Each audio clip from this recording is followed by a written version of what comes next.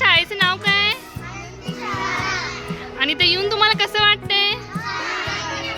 सगळं समजतंय टीचरांनी शिकवलेलं? सगळ्यांना टीचरांनी थँक्यू म्हणा मग.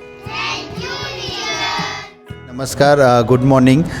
तर आज आपण इथं आहोत इचलकरंजीमध्ये व्यंकटराव हायस्कूलमध्ये. तर इथं दर रविवारी लहान मुलांसाठी, गोसावी गल्लीतल्या मुलांसाठी इथं एक आनंदी शाळा नावाचा कन्सेप्ट राबवला जातो आहे. तर त्यासाठी आज आपल्याबरोबर इथं मुलंही आहेत. परीट मॅडम आणि शिंदे सर हे त्यांना शिकवतात. तर त्यांचे आत्ताच वर्ग झाले, आम्ही पण ते अटेंड केले. तर मॅडमांच्याकडून जाणून घेऊया की एक्झॅक्टली म्हणजे ते कशाप्रकारे त्यांना शिकवतात आणि त्यांचं काय मोटिवेशन आहे यामागचं. नमस्कार.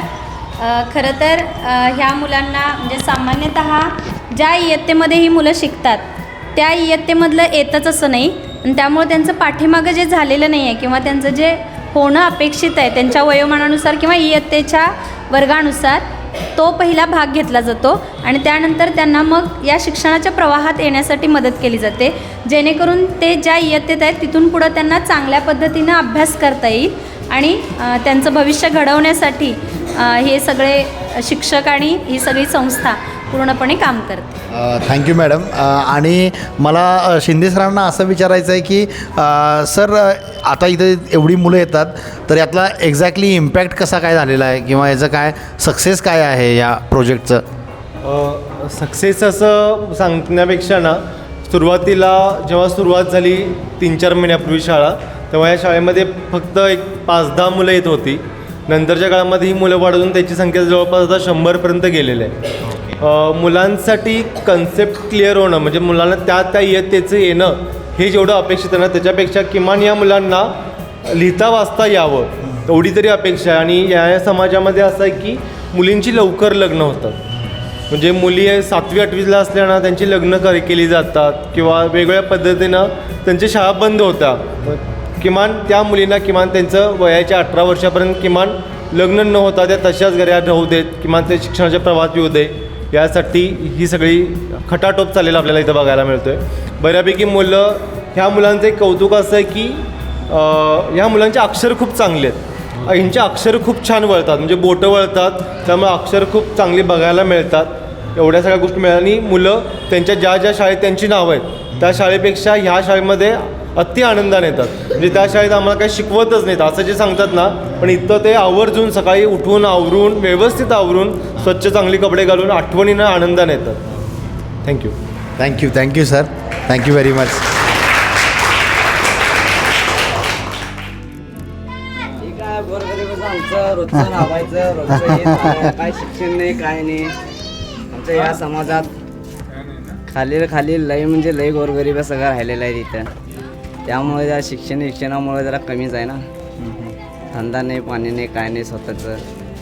त्यामुळं असंच. तुम्हाला काय वाटतंय, शिक्षणाची गरज आहे? शिक्षणाचं लय गरज आहे, बहुत गरज लय गरज आहे. पहिल्यानं आणि आत्तानं म्हणजे एकदम कमी स्थिती झालेली आहे सगळ्यांची.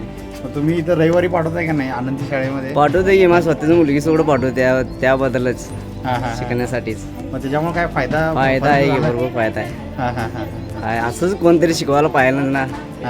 आम्ही काय फेल गेलोय, आता आमच्या मुलांना शिकवण्याची गरज आहे आम्हाला असं वाटते. का कलियुगच बदललाय सगळं. आम्ही नाही शिकलो त्यामुळे हे बघायचं चालू आहे. बंगारला जायचं, बंगारचा भात गोळा करून यायचं त्या संदर्भात. आपण दुसऱ्या वर्गात आलेलो आहे जिथं जाधव सर मुलांचे क्लासेस घेतात. जाधव सर हे स्वतः पण गोसावी समाजातून आहेत आणि आपण त्यांच्याकडून त्यांचं मत जाणून घेऊया. आणि याच्या मागचं तुमचं मेन उद्देश काय आहे सर या मुलांना शिकवण्यामागचा? ही मुलं शिकावीत आणि जे आपली परिस्थिती आहे त्या परिस्थितीवर त्यांनी मात करावीत आणि त्या परिस्थितीतून म्हणजे या परिस्थितीमध्ये आपलं जसं नुकसान झालेलं आहे तसं नुकसान होऊ नये म्हणून आपणसुद्धा शिकून पुढे गेलं पाहिजे. आपल्यालासुद्धा काही ना काहीतरी करता आलं पाहिजे हा विचार करूनच या ठिकाणी या मुलांना शिकवण्याचा आम्ही प्रयत्न करत असतो. आता काही झोपडपट्टीमध्ये आता आम्ही फिरतो आहे. 2001 पासून तर झोपडपट्टीमध्ये फिरण्याचं आम्ही काम करतो आहे. काही मुलांना पण असं वाटतं की आता आम्ही शिक्षण घेतलं पाहिजे, की पारंपरिक हा जो भंगार व्यवसाय आहे या व्यवसायामध्ये आपण न राहता आपण शिक्षणाच्या प्रवाहात जर आलो तर आपण उच्च शिक्षण घेऊन आपण मोठमोठ्या पदावर जाऊ शकतो. आता परवाच मी एका झोपडपट्टीमध्ये आम्ही गेलो होतो, तर त्या झोपडपट्टीतले 3 मुलं आज रशियाला MBBSला जातात. 3 मुलं आता गेलेले आहेत. एक मुलगी तर आता कॉम्प्युटर इंजिनिअरिंगला आहे, एक मुलगी जोगतीन होती तर ती शिक्षिका झालेली आहे, एक मुलगी की तिचं लग्न झालेलं होतं, तिला शिकायची इच्छा होती पण नवऱ्यानं शिकायला न दिल्यामुळे तिनं स्वतः घटस्फोट घेतला आणि ती मुलगी डॉक्टर झाली, आमच्या समाजातली पहिली डॉक्टर झाली. आणि त्या मुलीच्या हस्ते की मी त्या जे झोपडपट्टी आहे त्या झोपडपट्टीमध्ये मी म्हणजे अभ्यासिका सुरू केलेली होती. त्या अभ्यासिकामध्ये 60 जवळजवळ मुलं होते. परंतु आता आमचे मराठी साहेब वगैरे यांनी या झोपडपट्टीतल्या मुलांसाठी, या झोपडपट्टीतल्या मुलांना चांगलं शिक्षण मिळावं याच्यासाठी आमच्या संस्थेचे जे मराठी साहेब आहेत यांनी जास्त प्रयत्न करून या मुलांच्यासाठी शिक्षणासाठी प्रयत्न करतात. त्यांच्याबरोबर आता आम्ही हे काम करतो आहे आणि खरोखर हे काम म्हणजे एक अतिशय चांगलं काम आहे, समाधानकारक काम आहे. ज्या समाजात आपण जन्माला आलो त्या समाजाचं आपण देणे लागतो आणि आपण पण त्याच परिस्थितीतून आल्यामुळं त्यांनाही आपण चांगल्या परिस्थितीमध्ये न्यायचं, त्यांनाही आपल्याबरोबर न्यायचं हा विचार करून आम्ही हे सगळे काम करतो.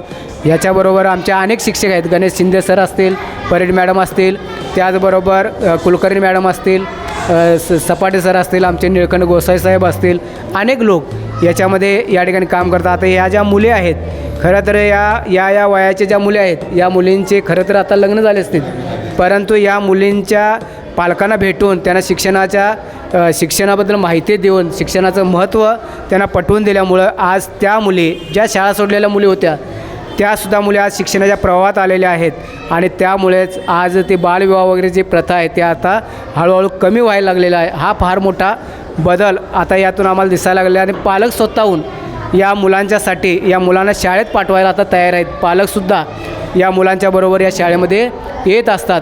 म्हणजे असे अनेक चांगले बदल यातून या ठिकाणी घडत चाललेला हे समाधानाची बाब आहे आणि याचं सगळं जे श्रेय आहे ते आमच्या संस्थेचे जे मराठी साहेब आहेत त्यांना आहे. Thank you sir. तर आता आपण इथं आलेलो आहोत गोसावी वस्ती इचलकरंजीमध्ये. मराठे सर पण आहेत आपल्याबरोबर. तर म्हणजे इथूनच ती मुलं येतात ॲक्च्युली, म्हणजे ही मुलांची घरं आहेत ना ही इथंच आहेत. तर आता आपण आलेलो आहोत गोसावी वस्ती इचलकरंजीजवळ. तर ह्या गोसावी वस्तीमध्ये आता जी काही मुलं येतात इथून तर त्यांच्या पालकांच्यावर आता आपण बोलणार आहोत. तर काका तुमची मुलगी वर्षा बरोबर आहे ना? हां नात तुमची. हां तर मग तिथं आनंदी शाळेमध्ये येते बरोबर आहे ना? मग शिक्षणाचं तुम्हाला काय वाटतं, महत्त्वाचं आहे का? चांगलं वाटतं. चांगलं आहे. हां आता तिच्यामध्ये काय काय फरक काय जाणवला आहे तिला? झालं ते काय फरक वाटत ना. हां मग शिक्षण तुम्हाला काय वाटतंय, महत्त्वाचं आहे की चांगलं महत्त्वाचं आहे असं वाटतंय? ओके. हां आणि शिक्षणामुळे काय फायदा होणार आहे तुम्हाला असं वाटतंय? काय होईल ते होईल का. आता आम्ही काय ते दिवस राहणार आता हाय थोडे दिवस आमचं ते काय बघणार काय नाही. आम्ही काय माहिती शिक्षणचं काय होईल ते. मग तुमचं शिक्षण कसं काय किती? माझं काय शिक्षणच नाही. शिक्षणच नाही अजिबात शिक्षण ते आमच्या वाटवडीला पहिल्यापासून करतच नव्हती ना ते शिक्षण अजिबातच नाही. बरं. आणि मग तुमच्या मुलग्याचं शिक्षण कसं काय? मुलगा 6वीचा शिकला होता ते वारला शिक्षण मुलगा. 6वी शिकला होता. बरं. मग मुलगा कसं काय वारला म्हणायचं? दारू पिऊनच मुलगा वारला. ओके. अरे हां 4 मुले आहेत. 4 मुले आहेत मुलग्याला तुमच्या? ओके. एक मुलगा म्हणजे असे एकूण 5 जण आहेत. ओके. आणि मग ते कसे म्हणजे आता मग त्यांना तुम्ही कसं, त्यांची आई वगैरे? आम्ही जाते की त्याच्या आजी जाते फिरायला काय तर कसं बी जेवण करतो आहे का. अण्णा आम्हाला बघत होते मागं. या अण्णा बी आम्हाला साथ लई दिले आम्हाला. मराठी सरांनी आम्हाला साथ दिला बरोबर भरपूर दिला. त्याच्यावर नाव विसरणार नाही आम्ही. ते बरं दिला आमचं साथ दिला ते. आणि मग यांची आई कशी आहे, मुलांची आई गेली ती नवरा करून दुसरा नवरा करून गेली ती? अरे बापरे. मग कधी म्हणजे सोडून गेली नेमकं? 7-8 वर्ष झालं असेल. ती मोठी बारकी पोरगी होती माहिती आहे? इकडे की इकडे. 6 महिन्याची होती तेव्हा टाकून गेली ही पोरगी. अरे बापरे. 6 महिन्याची होती. 6 महिन्याची असताना त्यांची आई तिला सोडून गेली? हां ओके. आणि त्यावेळेपासून तुम्ही यांना कष्टानं सगळं वाढवलं यांना? ओके. मग आता तुम्हाला काय वाटतं यांचं फ्युचर शिक्षणामुळे होणार आता हे? हां चालेल, असंच म्हणजे त्यांनी तुम्ही शिकवावं त्यांना आणि शिक्षणातूनच अजून पाठवतो त्याचं हां हां हां हां हां ती गावात म्हणतो प्रत्येक रविवारी गावात पडतो हां हां हां हां हां तिचं काय अडचण नाही. हां हां हां चालेल ओके चालेल. धन्यवाद काका. नमस्कार. आता आपण आलेलो आहोत मराठे सरांशी बोलण्यासाठी. मराठे सर व्यंकटराव हायस्कूल इचलकरंजीचे ट्रस्टी आहेत आणि त्यांनी हा उपक्रम चालू करण्यामागचं त्यांचं एक विजन होतं काहीतरी, तर ते आपण त्यांच्याकडून जाणून घेऊया. तर सर एक्झॅक्टली हा का चालू केला तुम्ही उपक्रम आणि काय गरज भासली तुम्हाला चालू करण्यामागं? आम्ही इथं व्हिजन इचलकरंजी संघटनेमार्फत माणुसकीची भिंत म्हणून एक कार्यक्रम घेतो. त्याला वॉल ऑफ ह्युमॅनिटी असं परदेशातलं ते नाव आहे. मला वाटतं फ्रेंच किंवा जर्मन कन्सेप्ट आहे ती, की वापरलेले चांगले कपडे जे आपण वापरायचे बंद करतो ते लोक आणून देतात आणि आम्ही आहे तसं ते फ्री गरिबांना पुढं देऊन टाकतो. तो प्रोग्राम चालू असताना एक मामा आले साधारण 65 वर्षाचे आणि ते आमच्याकडं लहान मुलांसाठी कपडे मागायला लागले. साधारण पाच मुलं होती, त्यांना 1-1.5 वर्षाचा होता. आणि मग त्यांच्याशी बोलताना असं लक्षात आलं की त्यांचा मुलगा दारू पिऊन वारलेला आहे आणि सून 5 मुलं टाकून दुसऱ्याकडे निघून गेली असं त्यांनी सांगितलं. आता ही पहिल्यांदा आई असं जाऊ शकते हे असं आपल्याला इमॅजिन होत नाही. आपण असं सिनेमातसुद्धा बघितलेलं नसतं. मला ते पटलं नाही. मग मी जाऊन झोपडपट्टीत चौकशी केली त्यांची आणि ते फक्त त्यांचीच तशी स्टोरी नव्हती आणि काही अशा स्टोरीज होतात. कारण त्या समाजात बरेच नवरे फक्त दारू पितात आणि त्यांच्या मिसेस जाऊन सगळ्यात कचरा म्हणजे भंगार गोळा करून आणून विकतात आणि घर चालवतात. आणि जनरली तिथले पुरुष गेले 3 दिवस कामाला तर तो बऱ्यापैकी काम करणारा पुरुष, अशी परिस्थिती आहे. आणि मग त्या मुलांना आम्ही थोडी मदत वगैरे चालू केली, म्हणजे ऑपरेशन तिथले किंवा औषधं वगैरे द्यायला. पण हे लक्षात आलं की ह्या मुलांना जर बाहेर काढायचं असेल तर त्यांचं शिक्षण करायला पाहिजे. मग मी तिथल्या 3 मुलींना हॉस्टेलमध्ये घातलं कोल्हापूरला. हॉस्टेलमध्ये काहीतरी झालं असेल, एखाद्या त्या रेक्टरनी थोबाडीत मारली त्यातल्या एका मुलीला. ते झाल्यावर 6 महिन्यांनी ते जायलाच तयार नाहीत आणि मग ते आजी आजोबा पण म्हणाले की आमच्या डोळ्यासमोर ही मुलं राहू देत. मग त्यांना तिथनं परत आणलं आणि त्यांच्याबरोबर आणि 4-5 मुलं जी मी हॉस्टेलला पाठवणार होतो त्या वस्तीतले त्याला पण नाही म्हणा लागले. मग माझ्या डोक्यात आलं की इथं आपण ह्यांच्या जवळ हॉस्टेल चालू करूया आणि ह्यांना मग शिक्षणाची सोय होईल. त्या वातावरणातनं बाहेर काढणं गरजेचं आहे, कारण तिथं अजूनही 14-15 वर्षाचं असताना मुलींची लग्न केली जातात. आता कायद्यानं तो गुन्हा आहे, म्हणजे कंप्लेंट करायला पाहिजे वगैरे हे एका बाजूला. पण त्यांची परिस्थिती अशी आहे की जर त्यांनी लग्न करून दिलं नाही तर त्या मुलीचं शोषण होणार. मग ते शोषण होण्यापेक्षा एकाशी लग्न केलेलं बरं, अशी ती परिस्थिती आहे. म्हणून ते लोक करतात. त्यांच्या जागेला ते बरोबर आहेत.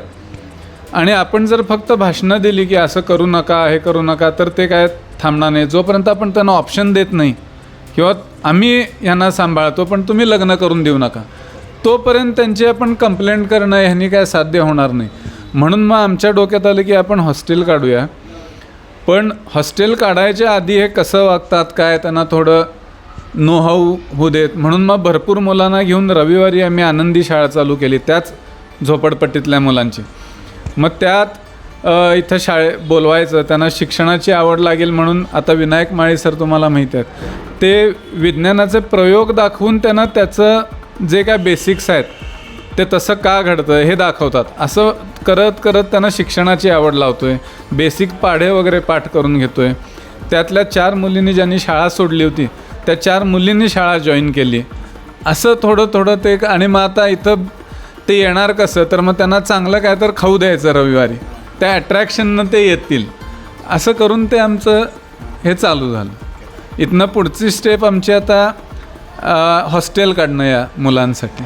Thank you sir. हा खूप चांगला उपक्रम आहे. तर म्हणजे एक्झॅक्टली हा उपक्रम कधीपासून चालू झाला आहे आणि याचा आउटकम काय आहे आत्तापर्यंतचं, ते थोडं तुम्ही सांगू शकाल का सर?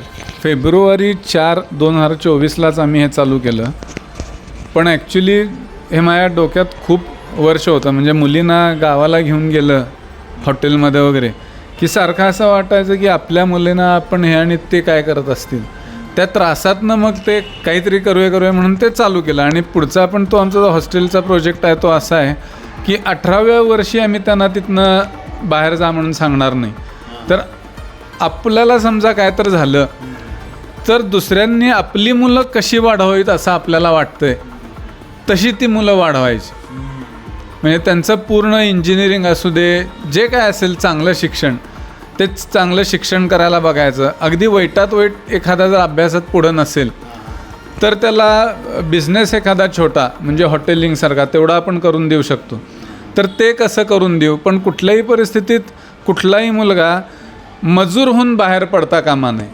म्हणजे आपण त्यांना अनाथाश्रम किंवा हॉस्टेलमध्ये ठेवलं आणि परत तो मजूरच झाला असं होता कामा नये. त्यांचं आयुष्य कायमसाठी बदलायला पाहिजे, चांगलं व्हायला पाहिजे. हे आता पुढचं आमचं हे आहे.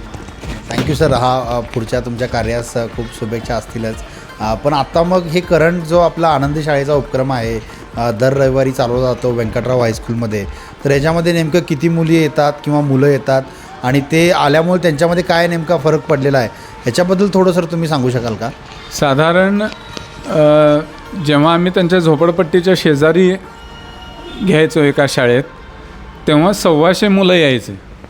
पण ती सरकारी शाळाच आहे आणि तिथं आम्ही रविवारीसुद्धा परमिशन मागून त्यांनी दिले. तसे ते त्यांचेच विद्यार्थी, खरं तर त्यांची जबाबदारी. तर रविवारीसुद्धा त्यांनी आम्हाला शाळा द्यायला नाही म्हटलं.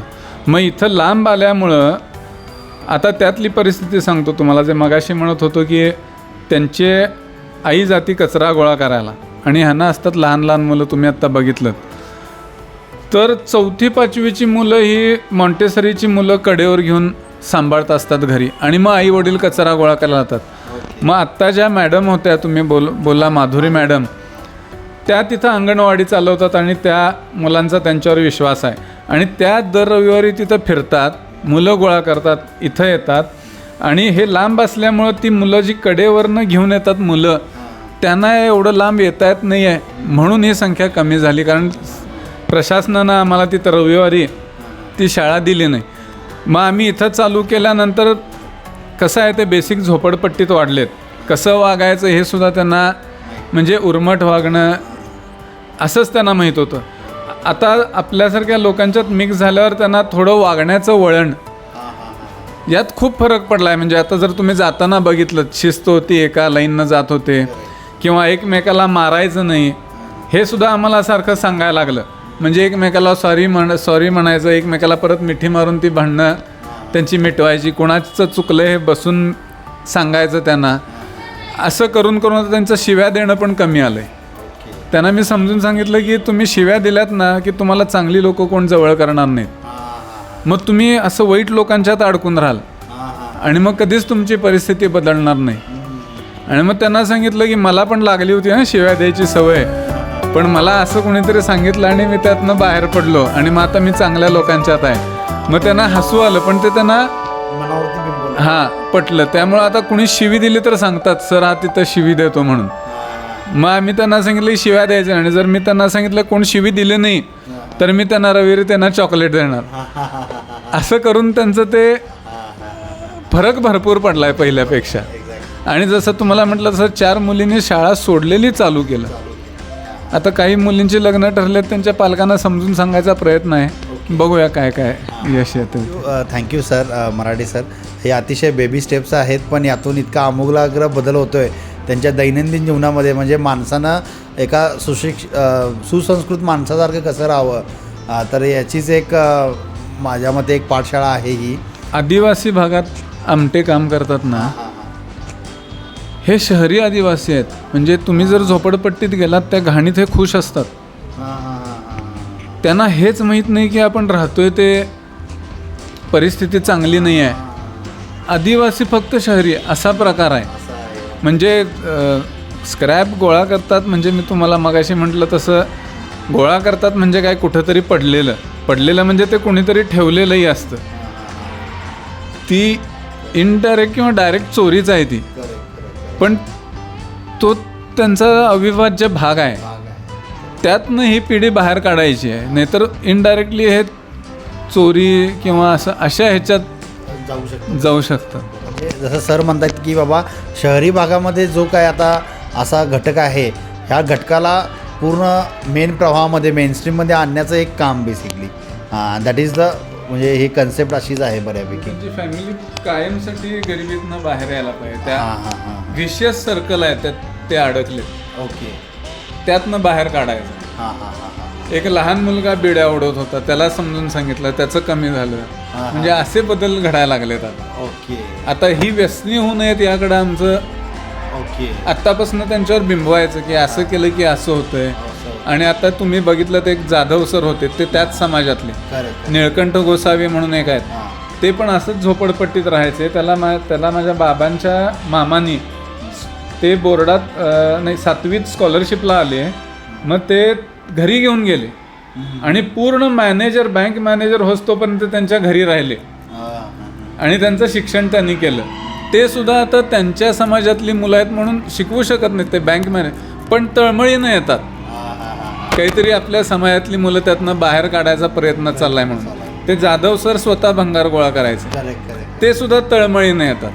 तसे ते परीट मॅडम, कुलकर्णी मॅडम आणि माधुरी मॅडम, शिंदे सर, विनायक माळी सर, हे सगळ्यांनी व्हॉलेंटरीली आलं म्हणून हे काम चाललेलं आहे. नाही काम इतकं सुज्ञ आहे सर की आणि म्हणजे कौतुक करण्यायोग्य आहे आणि ह्याच्यामध्ये सगळ्यांची साथ अशीच राहील सर.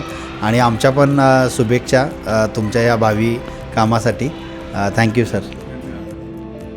माधुरी मॅमची बरोबर डिस्कशन करणार आहोत. तर त्यांचं कसं मोटिवेशन आहे आणि त्यांचं नेमकं काय काम आहे इथं तर ते आपण जाणून घेऊया. नमस्ते सर, मी माधुरी सचिन लोले, अंगणवाडी मदतनीस म्हणून शवा स्कूल गोसावी गल्ली परिसरमध्ये 12 वर्ष काम करते.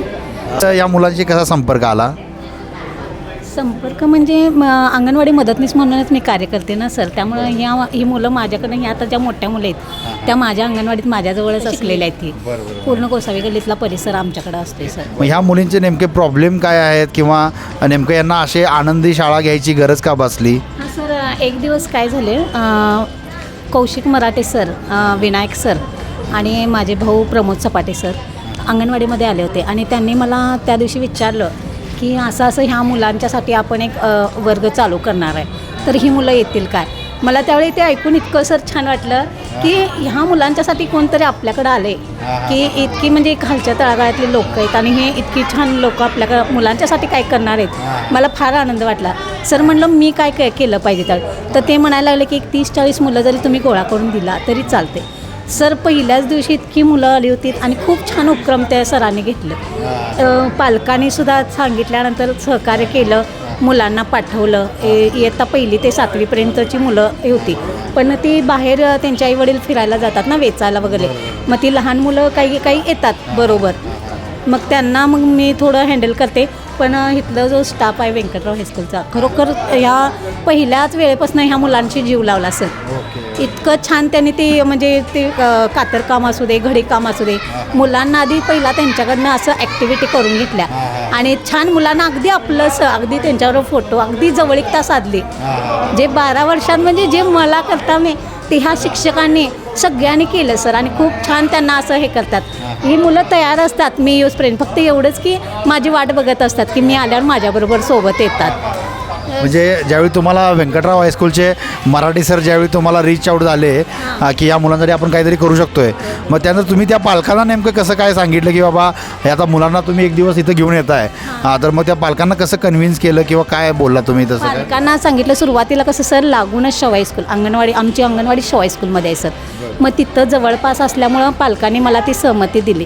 ठीक आहे, तू न्यायालयास तुझ्या विश्वासावर पाठवतो म्हणून पाठवले आणि सगळी मुलं भरपूर येत होती सर आणि तिथं उपक्रम पण छान घेत होते. इतका आनंद, पालकसुद्धा स्वतः येत होते. त्यांना म्हणलं तुम्ही पण भेटा, बघा काय करतात, किती संस्कार चांगले, असं शिवी वगैरे हे सगळ्यातनं बाहेर काढून तुमच्या मुलांना काहीतरी नवीन. आणि ह्या फक्त एवढंच करून हे सर थांबत नाहीत, हे सगळे नवीन सगळे असं मोठमोठे उद्योगपती किंवा कोण पण सायंटिस्ट, शिक्षक यांना बोलवून ह्या मुलांना मार्गदर्शन करत असतात. त्यांच्यामध्ये गोडी निर्माण की कसं ह्यांना आपला व्यवसाय किंवा शिक्षणाची आवड थोडी कमी आहे सर, शाळेला जात नाही. पण आनंदी शाळेत आल्यावर त्यातल्या बऱ्याच मुली सर शाळेला जात नव्हत्या, पण इथं आल्यावर त्या रेग्युलर शाळेला जायला लागल्या आणि आम्हाला म्हणाल्या टीचर आम्ही शाळेला जाते. अरे वा छान म्हणलं. मग मी सरांना पण सांगितलं, सर बघा तुमच्या ह्याच्यामुळे ही मुली तरी निदान शाळेला जायला लागल्या. त्यांना एक गोडी निर्माण झाली सर.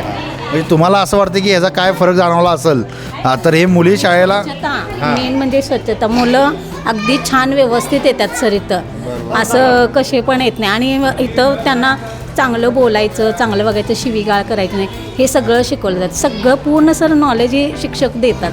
मला ह्या शिक्षकांचं तर फार कौतुक आहे सर. म्हणजे असं कोण आहे एवढं हे करतात, पैशाशिवाय कोण कामं करत नाही सर. पण ही शिक्षक वर्ग किंवा हे सर कौशिक सर या जी लोक आहेत आणि खूप छान उपक्रम घेतला आहे सर. यांना शिक्षणाबरोबर हे नाश्ता असं पण दिला जातं. बरोबर. नाही म्हणजे तुम्हाला असं वाटलं की यांच्यात एक फरक की बाबा मुलं स्वच्छ राहायला लागलीत आणि प्लस ज्या मुली शिक्षणाकडं नव्हत्या तर त्या शिक्षणाकडं वळल्या बेसिकली, म्हणजे हाच फरक आहे. अजून काय फरक वाटतो या मुलांमध्ये झाला आहे इथं येऊन सुंदर शाळेमध्ये आल्यामुळं? त्यांना बोलण्याचे म्हणजे सरांशी आल्यावर एक आदरानं नमस्कार करायचं किंवा हे करायचं, असं एक त्यांना ती शिस्त एक लागली आहे. सरांचं ऐकायचं किंवा असं आधी म्हणजे मी काय त्यांना नावं ठेवत नाही, कारण ते मातीचा गोळा आहे सर. जसं आकार देईल तसं ते हे होत असतात. पण इथं आले मुलं खरोखर म्हणजे जे जशी होती त्याच्यापेक्षा खूप छान अशी झालेली आहेत ती मुलं. आणि त्यांना पण आवड आहे सर. म्हणजे एक असं आपल्या मोठ्यांना आदर द्यायचा किंवा असं प्रेमानं वागायचं ह्या गोष्टींच्या पण त्यांना म्हणजे सॉफ्ट स्किल्स बेसिकली ती मूल्य त्यांच्यामध्ये आता रुजवत आहेत. शिक्षणाबरोबर त्यांनी सर सांगतात की तुम्ही फक्त हेच काम न करता वेचणे किंवा फिरणे हे काम न करता तुम्ही एक शिक्षक, डॉक्टर किंवा इंजिनियर असं पायलट असं काही होऊ शकताय. अमेरिकेच्या त्या मॅडम पेट्रोलियमच्या आल्या होत्या अधिकारी, त्यासुद्धा इतकं त्यांना जवळ घेऊन सगळं सांगितलं. मुले आपण स्वतःहून म्हणायला आल्या मॅडम आमची पण इच्छा असं काहीतरी बनायची. आणि त्याला कौशिक सर म्हणायला की आमचा पाठिंबा आहे की तुम्ही फक्त शिका, आम्ही तुम्हाला पुढं हे करू. मला त्याचं फार आता त्या एक पालक आहेत, त्यांच्या मुलीचे पाय हे झाल्यात, पण ती किती वेळा मला म्हटल्या त्या पालकाने खरोखर हे सर देव माणूस आहेत की आम्हाला त्या मुलीसाठी माझ्या काहीतरी करायला लागल्यात. त्या मुलीला व्यवस्थित चालता येत नाही सर, पण ते ऑपरेशन वगैरे करून ते व्यवस्थित. त्यांनी मला आता हे पण म्हणलं की त्या पालकाने की एखादी अशी त्यांनी वस्ती शाळा किंवा बोर्डिंग काढलं तर मी घालायची माझी तयारी आहे, असं सुद्धा त्या आत्ता मला म्हणलं. 1-2 मिनटापूर्वीच म्हणत होत्या त्या. बघूया म्हणलं सरांना आम्ही ते सुचवतो म्हणलं, कारण मुलांना कसं मग 12 वाजता तिथं म्हणजे राहता येईल, त्यांच्यावर लक्ष देता येईल नाही. हे एकच रविवार असते, पण तरीसुद्धा सर मुलांच्यामध्ये भरपूर फरक आहे. आणि बाकी मॅडम मग तुमच्या स्वतःच्या दृष्टीनं तुम्ही आता स्वतःचा वेळ देत आहे, तुम्ही स्वतःचा आठवडाभर काम करून पण रविवारी पण इथं येत आहे, तर मग तुमचं मग काय मोटिवेशन आहे याच्यामागं की म्हणजे का तुम्ही एक्झॅक्टली काय येत आहे एक्झॅक्टली इथं? नाही सर, मेन म्हणजे ह्या मुलांच्यासाठी त्यांनी हे केलं, पण सर मला असंच काही करत नाही. सर मला पण थोडेफार मानधन देतात. फक्त एवढंच की मी सुरुवातीला सर तुम्हाला सहकार्य करणार असं म्हणले होते, पण सर माझी परिस्थिती नसल्यामुळं सरांनी स्वतः मला हे मानधन देतात. ओके ओके ठीक आहे मॅडम. सगळ्यांची स्टाफची सगळ्या यांची आभारी आहे सर. नाही तुमच्यामुळे ॲक्च्युली तुम्ही अंगणवाडी का सेविका आहे आणि तुम्हाला तिथलं ग्राउंड रिॲलिटी माहिती आहे बेसिकली की एक्झॅक्टली काय ग्राउंड रिॲलिटी आहे, आणि त्यानुसारच मग तुम्ही या सगळ्या मुलांना इथं गोळा करून आणि इथं सगळ्यांना आणून इथं तुम्ही केलेलं आहे. तर खूप चांगलं मॅडम काम आहे तुमचं. धन्यवाद.